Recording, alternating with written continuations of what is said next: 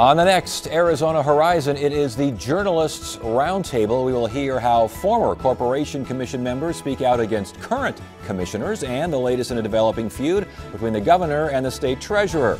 The Journalists Roundtable is next on Arizona Horizon. Arizona Horizon is made possible by contributions from the Friends of Eight, members of your Arizona PBS station. Thank you. Good evening and welcome to Arizona Horizon's Journalists Roundtable. I'm Ted Simons. Joining us tonight, Aaliyah Rao of the Arizona Republic, Howard Fisher of Capital Media Services, and Hank Stevenson of the Arizona Capital Times. Former members of the Corporation Commission decide to get involved in controversies facing the current commission. What is going on here, Aaliyah? Oh my, you mean what's going on today with these guys? You've got Democrat Renz Jennings and Republican Bill Mundell, both former commissioners, basically showed up with their lawyers, former Tempe Mayor Hugh Hallman, one of them, to say, you guys shouldn't be voting on APS issues, Little and Faris. Basically, $3 million went in, dark money, involved in their campaigns. There's been a lot of belief that that was APS money. APS hasn't said it wasn't their money. And so these guys are coming in saying there's a huge conflict of interest here. You guys should not be voting on APS issues, specifically on the rate issue dealing with solar. The $5 monthly fee that Correct. APS wants increased. And the other commissioners kind of said, well, I don't know if the other commissioners said this, but there was a thought that you would wait till the general rate case and it'll take care of itself. APS wanted it handled now, and the folks that they're targeting, they said, okay, let's handle it now. They did, along with Stump, and there's a separate request that he recused himself for a completely different reason. Yeah. The tricky problem here is, we've discussed these, mysterious contributions around this table before, but there isn't a single one of us who has a bit of proof to show that it came from Arizona Public Service or its parent company, Pinnacle West. Now, Hugh Hallman is saying, and I'm not the attorney in the room, that, we don't need proof. Just the public perception that it came from APS is enough to disqualify them. Now, this gets real tricky. You've got to start going down a rabbit hole here that if, in fact, you have other dark money groups contributing to other issues, is the public perception enough to disqualify state lawmakers, judges, or anything else? Well, it's public perception, but again, as Aaliyah mentioned, APS has not denied. All they got to do is say, no, we didn't do it, and you got a whole new ball game. Yeah, and I think it's really telling that they haven't done that in the year or so, almost a year that it's been. The public perception is, by default that they are the ones behind this, or their parent company is the one behind this, massive amount of money spent putting a couple of people who are favorable to APS to begin with onto the commission. But as Howie said, that does open up a can of worms that is very interesting. We can't prove where this money came from, and without that, what's the linchpin to this case? And the interesting thing in terms of the proof is the commission could get that. Yes. Because under the Arizona Constitution, the commission is entitled to the books and records of A, any regulated utility, or B, any publicly traded company, which would take in Pinnacle West. And we're going to speak with Bob Burns, Commissioner Bob Burns, who has kind of floated this idea. We're going to talk to him next week and see just how far he can go with that. But the public perception aspect is interesting. The Corporation Commission has a lot of responsibilities, but protecting ratepayers and being independent of the utilities it regulates, that's an important public perception, is it not? It is. I don't think most people understand, what the Corporation Commission does or how influential they are over, all of your utilities, all sorts of things. And they have an enormous amount of power, and they really run under the radar. At least they kind of have until this past year or so. And they're different from the legislature in that they're a quasi-judicial body. They're kind of held to a different standard than, lawmakers and their conflicts of interest are. Okay, so these two former commissioners, Howie, they wanted the two, Little and Faris, to recuse themselves from this particular issue. There is another complaint here regarding Bob Stump, and this is coming from a solar company, and they say that he's irretrievably biased when it comes to net metering. He should be recused. I don't know whether one could be retrievably biased, which is an interesting question. The argument is that Stump has made up his mind on the issues related to APS solar fees, whether it should be $5, $21, $50, APS I think would like. And they cited a bunch of evidence in terms of statements he made, even a little morality play he put on over at for the Edison Institute for Utilities. And again, we come to this question that you know, as Hank points out, they're held to a higher standard than lawmakers, but it's quasi-judicial, and they're elected, and they are allowed to talk policy. Now, does that rise to the level of being, as you say, irretrievably biased? Yeah, Johnny B. Green, what was this now? I think it's George B. Green. George B. Is the Green. little story about somebody who, you know, is very much like Thoreau and wants to live off the grid, and then, you know, comes to the realization that that's not that's not possible, and the power company is actually a good friend. What is a corporation commissioner doing? Yeah, I mean, it was a very weird little booklet to begin with, but you know, he's been very open about his views on this, and it's kind of interesting if you start, you know, going after these guys for talking about their fundamental views and things like this. Do you just shut them up? Yeah, and for example, Chris Mays, who was on the commission, made it very clear she's a big believer in distributed generation, in requiring utilities to have a certain percentage of their electricity from renewable sources. Her definition of renewable sources, again, did that make her irretrievably biased in terms of against the utilities? Yeah, the concept of being irretrievably biased is interesting. These people are elected. I mean, they campaign out there. They've got to have an opinion somewhere along the line, do they not? Well, yeah, you would think so. I mean, we had, what was it, a few years ago? You had the solar team running. Yes. I mean, they've had very strong opinions on the issues of solar versus, you know, non-solar. So, yeah, it's an interesting debate. I mean, of where do you draw the line is the question. And we're going to end up with some case law. They've got like 20 days Yes. for the commission to decide, you know, will they you know, to recuse themselves. Next step could be Superior Court or even the Supreme Court. And at some point, somebody's going to have to decide in Arizona where is the line in terms of Harris and Little, in terms of their bias over what they knew, should have known, might have known, and what Stump's irretrievable bias is. And interestingly, you know, if all three of these people recuse themselves, we don't even have a quorum of the commission anymore. So who makes the decisions on these kinds of issues? And that gets interesting because we've actually seen that with the state Supreme Court, where they're being asked to decide on pensions for Supreme Court justices, where they brought in 5 acting justices. And I don't know that there is authority, let's say, of the governor to appoint acting corporation commissioners. Is there, the last question on this, are you surprised a little bit that with all the controversy regarding dark money, and Harris and Little especially, along with Stump, you know, the corollary here, that the three of them still just have absolutely no qualms about doing anything and everything that APS seems to want? I mean, I'm not terribly surprised that they, you know, haven't pushed back against APS because they were elected as, you know, pro-APS candidates.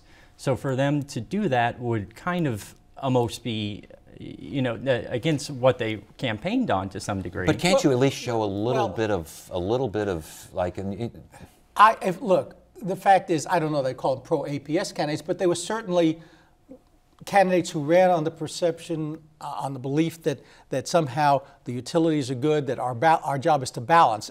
It's not to necessarily protect the consumers, it's to balance consumer interests with utilities. Now, if I'm a publicist for a Tom Harris or a Doug Little, I say, look, I would at least vote for opening up the books or something like that. At least question a little bit. Yeah. At least, you know, try to show a little bit, you know, maybe not put a little question in. All right, let's move on here. Every week we're talking about Diane Douglas.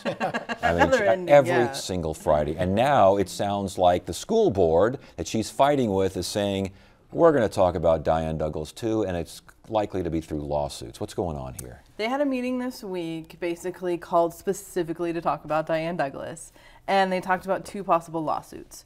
One in relation to her restricting investigators' access to teacher data. When the board folks moved into the governor's tower out of the Department of Education building, they lost, the record stayed in the Department of Education building. And so they're allowed to come and look at them, but they're not allowed to access them off-site. So the criticism has been this has severely impacted their investigations. And these are people who investigate allegations of, you know, sex crimes against teachers and, I mean, pretty nasty stuff. And the second one involves just moving website. Yeah, moving the Board of Education. I mean, good gracious. Right. Well, what's interesting about this is, you know, we're going to find out, look, there's been already one court case where Diane Douglas sued the board over who has authority. We'll get another court case. But one of the funny aspects of this whole meeting was we talked on the show about whether Greg Miller assaulted, touched, you know, harmed Diane Douglas at a prior meeting. Well, Greg thinks he was set up. He doesn't want to repeat, so he moved her chair. Well, you would think that this is a kindergarten class in terms of, well, that's not my chair. I get to sit to the right of the speaker, of the chairman. And so part of the reason she didn't attend, and she said in the prepared statement, was, well, he can't do that. I mean, this is what it's come to. Her prepared statement, she said that he's turning these things into spectacles and that he can't control his temper. Yeah, and it was, a pretty harsh prepared statement. She also noted that he's put in a mute button so he can cut her off if he wants to. I mean, it's getting very, very petty over there. And again, as far as the two suits are concerned, they both basically deal with them moving out of that building. Yeah. One is they can't get to the files, and the other is they can't get to the website or have at least the access they need. Is there an adult in the room who's saying, this is all fine and dandy, work it out on your own time, but education and kids are at stake here? Well, the board would say we're still dealing with the issues. Diane would say she's still dealing with the issues. She's got an October 1st surprise plan she's going to trot out. She trotted out her $400 million solution. Mm-hmm. And this becomes sort of a distraction, the fact that we're talking about this as opposed to finance. Here's the other lawsuit waiting to happen. Yes. Now, in the board, having lost its executive director, who had enough of putting up with Diane Douglas, voted to start the process of replacement. And they did put Diane Douglas on the committee. However, state law says the board can only hire replacements, quote, on recommendation of the superintendent, which raises the question, if she doesn't specifically recommend somebody, can they hire that person? Next lawsuit waiting to happen. And this was the thing that, put them on bad terms to begin with. The woman who just resigned was somebody who Diane Douglas had fired and then, realized she probably doesn't have the authority to fire there, and they were rehired, and so they moved out of the office. And, let's get to schematics here. She fired her. She was unfired. Moved out of the office. Wound up resigning. We could have a lawsuit because Douglas wants to hire the new person. Is that pretty much the roadmap there? Yeah, that's about what happened there. Does any of that, Aaliyah, have anything to do with education?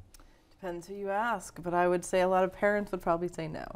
So what's next in all this? Where does all this go? I mean, other than court? Yeah, does Diane Douglas have folks behind her? Does she have who's got her back out there? I think that's the question. I mean, we've got the recall effort that's continuing to gear up. You've got, Governor Doug Ducey and his Classrooms First initiative. They've got recommendations coming out next week. They're making some major education decisions potentially that they'll take to the legislature. And Diane Douglas is on that committee, but she's never been there, and I'm not sure how much influence. Greg Miller's there, and he's sitting in the chair, and he's very influential in the conversation. So we'll see. Diane Douglas has her own package of proposals, as Howie just mentioned, the October surprise that's coming, different from what the governor's going to be talking about. So, all right. Speaking of the governor, and speaking of feuds and folks not getting along, Howie, what's going on between the governor and the state treasurer? The treasurer is calling the governor and his people not good guys, not moral. They're no good. And that's one of the nicer things that Jeff DeWitt has said about the governor and his staff. This all comes down to the issue of using the proceeds from the trust fund. Now, we are already using the interest from the trust to fund schools, so about the tune of about $250 million a year. The governor thinks, well, we can quadruple that and take 10, essentially, what does it come down to? About $1 billion, or I say it's $2 billion over 10 years, and somehow not hurt the trust. Now, it's true that at the end of the period, the trust would still be worth more, but it would be worth $3.7 billion less than it would be if we didn't take the money, which is where Jeff DeWitt comes in. He says, wait a second, you cannot take more than you're earning and not hurt someone down the road.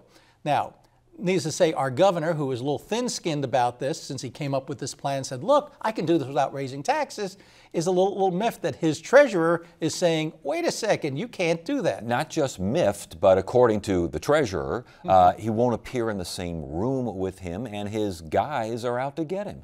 Yeah, and I think, one of the more interesting points of that story where he really came out swinging was that he finally said, when I announced that I was going to be against this, Ducey and his people started threatening me. They, said that they're going to run people against me, which is a rumor we've heard for a long time, but he wasn't willing to come out and acknowledge that up until this point. So it seems like DeWitt, and this is maybe the third or fourth item of the little, skirmishes between the two of them. And at this point, he's letting it all hang out there. And he told Lori Roberts over at your paper that I think the quote was, they're going to make an example to show what happens when you oppose him. And remember, this is a guy who ran very closely with Doug Ducey. I mean, he supported him on issues. They seemed very aligned on stuff. I mean, people claim he won because he had the support of Ducey and Ducey's folks. So is this treasure on treasure violence here? What's I sort of like that. Well, there is a history of Ducey and his supporters striking back, shall we say. We remember what happened to a Mesa school superintendent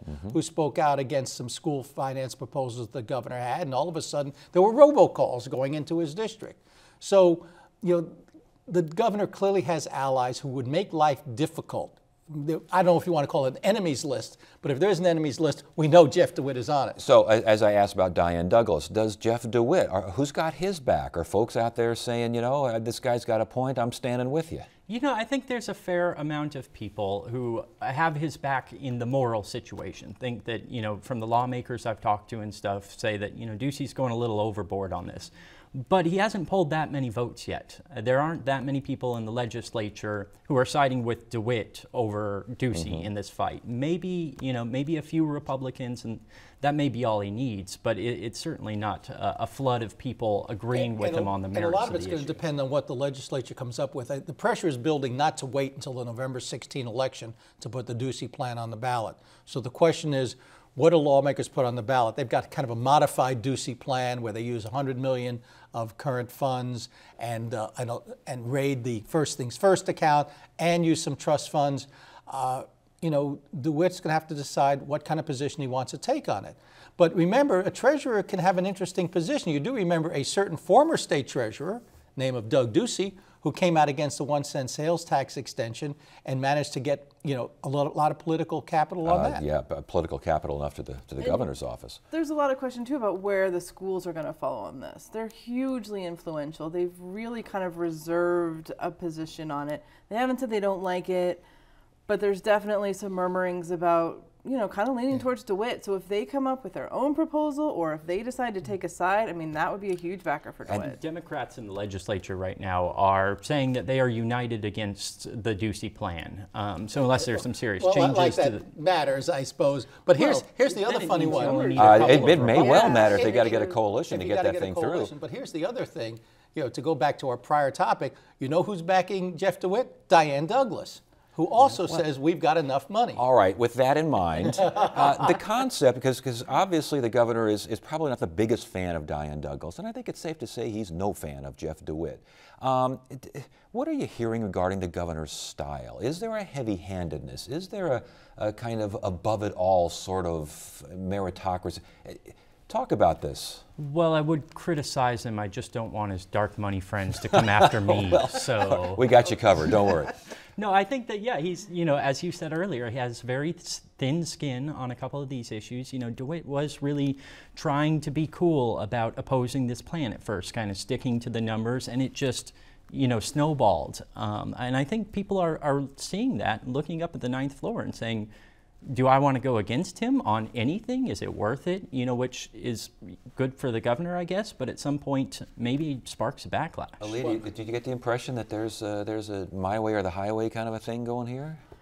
It seems like it a little bit with this issue. I mean, I'm not hearing a lot of interest in any of the sides to kind of compromise. I mean, you've got these splits, you've got the legislature with their plan, and I think that's the question about, are we having a special session or not, is there a willingness to compromise, and what's the compromise going to be? And the problem for lawmakers, at least the Republicans who have a chance of getting bills through, is you need a signature on them. And I'm not sure how many legislators will be in the position where they're ready to come out and say the governor is wrong if they want their bill signed. The jobless rate in Arizona is at 6.3%. It was at 6.1% in July. This despite the fact there are more workers back on the job. I think an obvious question is if the job growth rate is at 2%, why is the unemployment rate increasing? Well, we'll be going along with the explanation here. Here's the problem. You've actually got two separate surveys. The number of jobs added is based on a survey of employers, and they say they added 6,100 private sector jobs last month. And of course, a lot of folks went back from school, but they were expected to go back.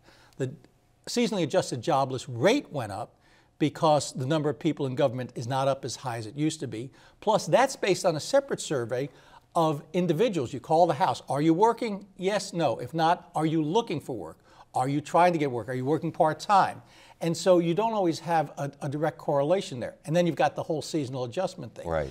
No matter what you look at, even if you're looking at the survey of employers, 2.1% year-over-year growth is tepid at best. Well, it's tepid, especially compared to where Arizona once was. What are you hearing out there as far as lawmakers are concerned, whether or not Arizona, we keep hearing about the great Arizona comeback, Arizona's on the right track, good news Arizona, whatever you want to call it, and yet these numbers, they don't lie.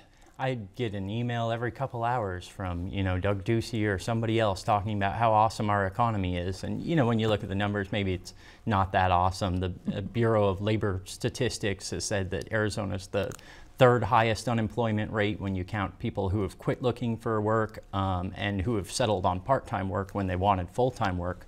So obviously there's kind of a disconnect between the message and the reality here.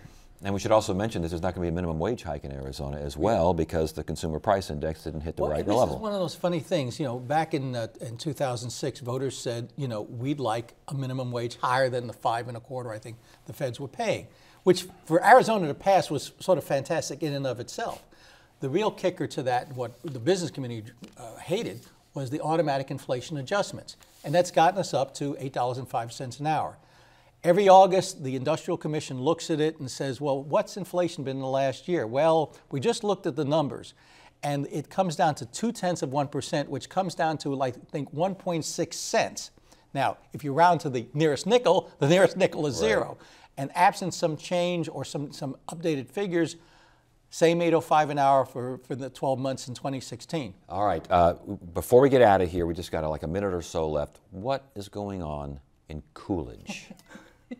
The Coolidge City Council wants to have prayers before their council and Christian-only prayers now, which is, just a little bit strange, I guess. Well, strange. It's illegal. Well, I was going to say I'm not a constitutional lawyer, Howie, but I see question marks there. Well, the courts have consistently said, we had this with the Town of Greece case out of New York. The U.S. Supreme Court has said as long as everyone gets a chance to bring in a prayer, we will not have a problem. Congress starts their session with a prayer, but nobody is saying it has to be a Christian prayer.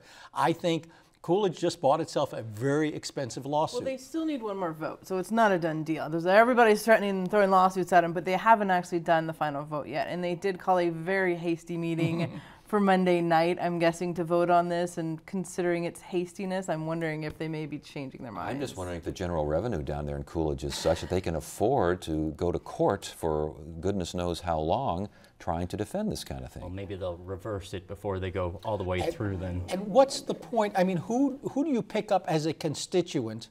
Look, probably 90% of the prayers fall under the Christian category. Of course, what's interesting, we've had this discussion among evangelical groups to wonder, are Mormons Christians? We've had that debate. So who's included? Who do you pick up by pushing this kind of issue as a councilman? I don't know what it does for you. Well, and even before they had revised it to be just Christian, it actually said all religious organizations within the town of Coolidge. I'm not sure that doesn't limit it already by what's an organization? Do you have to have a physical building? Are there any temples? What is in Coolidge? It's an there may be a Jew in Coolidge somewhere. Well, but they have a synagogue. I don't know. It could be a guy out in the desert worshiping dogs in his van, too. I mean, are we going to let him do the prayer, Howie? Hallelujah. May count as an organization. All right.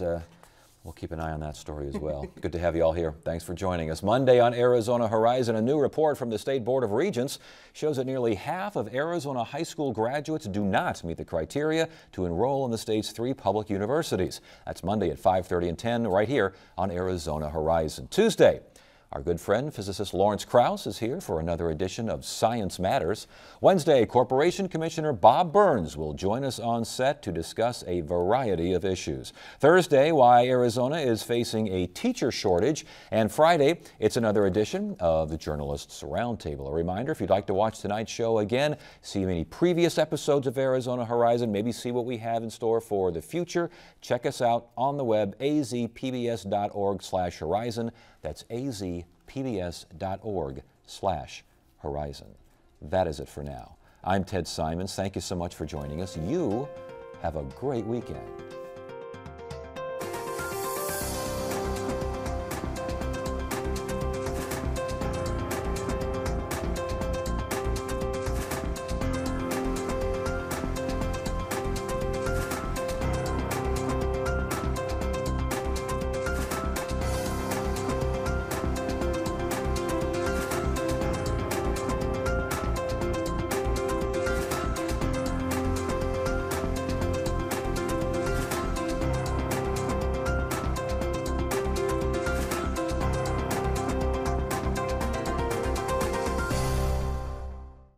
Arizona Horizon is made possible by contributions from the Friends of 8, members of your Arizona PBS station. Thank you.